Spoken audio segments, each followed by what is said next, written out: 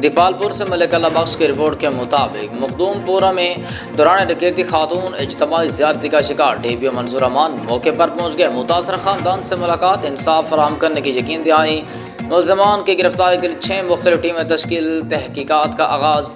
दीपालपुर में थाना सदर के इलाके मखदूमपुरा जिसको अफसोसनाक वाक़या सामने आ गया है।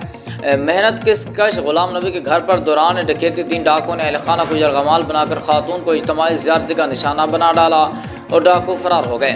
वाक़े की इत्तला पर पुलिस की भारी नफरी के हमरा DPO मंसूर अमान खुद पहुँच गए।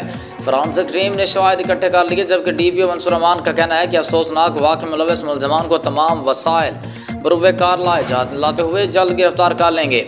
इस हवाले से DSP दीपालपुर और DSP CIA की सरबराही में ज़िला की बेहतरीन ऑफिसर्स पर मुश्तमिल पुलिस की मुख्तलिफ टीमें तश्कील दे दी गई हैं, जिनकी वो खुद निगरानी करेंगे और साइंसी बुनियादों पर केस को यकसू करते हुए मुलज़मान को जल्द अज जल्द गिरफ्तार कर लेंगे। उन्होंने मुतासरा ख़ानदान से मुलाकात की और उन्हें जल्द इंसाफ फराहम करने की यकीन दहानी भी करवाई।